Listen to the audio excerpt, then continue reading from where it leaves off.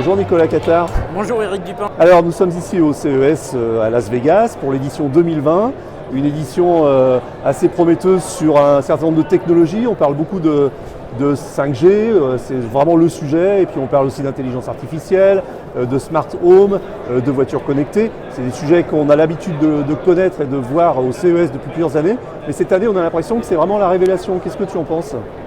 Il y a aussi la santé connectée qui est hyper importante et d'autant plus importante à mon avis que le système de sécurité sociale n'est pas du tout le même aux US qu'en France. Donc ils mettent le paquet ici sur la santé connectée, j'avais remarqué ça depuis plusieurs années.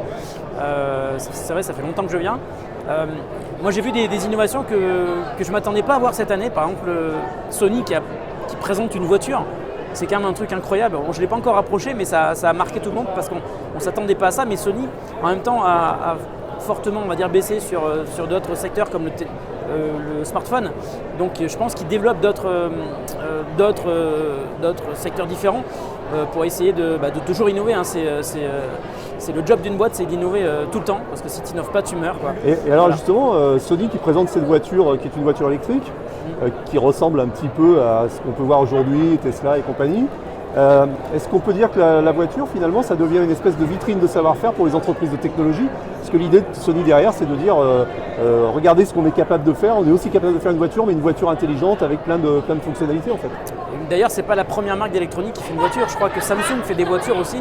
Et après, quand tu es une entreprise qui est capable de faire pas mal de trucs autour de l'électronique, eh ben, tu peux faire une voiture, parce que maintenant, les voitures, regarde des Tesla, c'est plus un ordinateur roulant qu'une voiture. Il n'y a pas de moteur, c'est quand même particulier. Et là aujourd'hui les enjeux ils sont les mêmes partout dans le monde. Et j'étais en Chine l'été dernier et je me suis aperçu que la moitié des voitures que je voyais dans la rue, je ne les connaissais pas.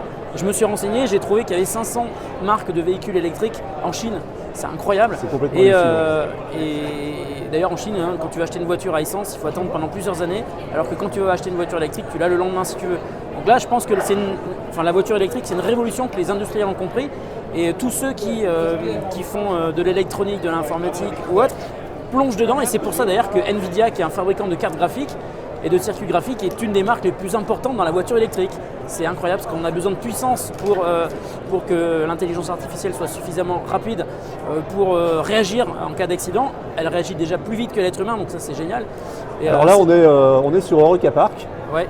Donc Eureka Park, c'est toutes les startups du monde entier en fait, ouais. Avec une très forte représentation française comme d'habitude, même si un peu moins que les années précédentes. Je crois qu'il y a 100 startups de moins que les années précédentes. Ouais, je crois qu'il y en avait 350, il y en a 280 cette année. C'est ça. Malgré tout, encore une fois, et depuis plusieurs années, à chaque fois que je me balade dans les allées d'Eureka Park, dans un French Tech, à chaque stand, il y a un truc intéressant et c'est pas le même genre de truc que tu vois sur des autres pays par exemple. On a l'impression qu'en France, on a plein d'idées et que maintenant, on a la capacité de les mettre en pratique. Et il y a plein d'organismes, en fait, d'État ou pas, qui ont compris qu'il y avait des pépites et qu'il fallait les aider à grandir. Et c'est pour ça que sur Eureka Park, il y a plein de startups françaises qui ont des produits super intéressants et certains même qui ont d'ailleurs reçu des prix de l'innovation au CES cette année. Je suis allé ce matin voir tous les prix de l'innovation de cette année. Il y avait plein de Français. Je crois que c'était les Français qui étaient les plus nombreux dans les prix d'innovation qui ont été remis cette année. Donc ça veut dire qu'il y a maintenant un véritable écosystème, que ça marche, qu'il y a des investisseurs, que les startups peuvent arriver à lever des fonds, alors peut-être pas de façon aussi importante que sur des marchés comme les USA, mais quand on a vraiment une bonne idée, qu'elle est bien exécutée, on a une chance de pouvoir faire fructifier une entreprise. Oui, c'est ça. Et puis il y a aussi un truc qui est hyper important, c'est qu'ici les entreprises se rencontrent et parlent entre elles. Et j'ai vu plein de startups françaises qui ne se connaissaient pas forcément avant, et là qui se rencontrent, qui discutent et qui se disent un peu comme s'ils étaient dans un espace de coworking, on pourrait peut-être faire des trucs ensemble. C'est ça. Et c'est un petit peu ça, quoi.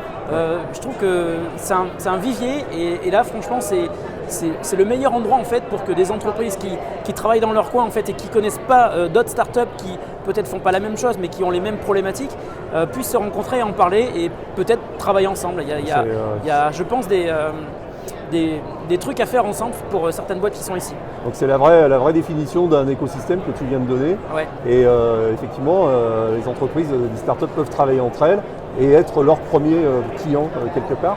On a parlé, tu as évoqué la santé connectée. Alors ce qui dit santé connectée dit objet connecté, ouais. Dit évidemment aujourd'hui 5G, puisqu'il faut bien connecter ces objets et qu'on dit que la 5G va être vraiment le canal qui va permettre de développer l'Internet des objets. Ouais. Est-ce que tu as un mot à nous dire là-dessus et qu'est-ce que tu as repéré par exemple? Alors moi j'ai découvert, alors c'était pas au CES, il y a quelques mois je discutais avec une entreprise qui fait de la téléconsultation et donc qui installe dans des pharmacies des petites cabines en fait où les gens qui ne peuvent pas aller chez un médecin ou à certains endroits en France où tu as des déserts médicaux en fait, ouais. ils vont dans la pharmacie.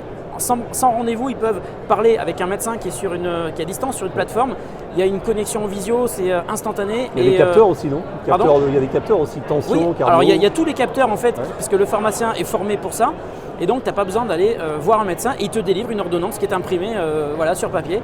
Donc ça permet, c'est un exemple en fait dans des déserts médicaux ou dans des endroits où tu n'as pas forcément tous les équipements nécessaires de pouvoir, grâce à la 5G, c'est un des trucs qui pourrait arriver. Mais je pense aussi que la 5G, c'est hyper important aussi pour les véhicules connectés. On a besoin d'avoir des échanges qui sont ultra rapides avec une latence qui est très très faible pour envoyer des données, les récupérer.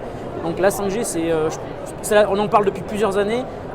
Elle est lancée normalement en France en 2020 cette année. Je crois que ça a commencé à Nantes, il me semble, et il y aura d'autres villes qui vont être testées. Et ça va permettre évidemment d'ouvrir plus de services, même si aujourd'hui il n'y a pas de la 4G partout en France. Mais pourquoi ne pas arrêter de développer la 4G et passer directement à la 5G?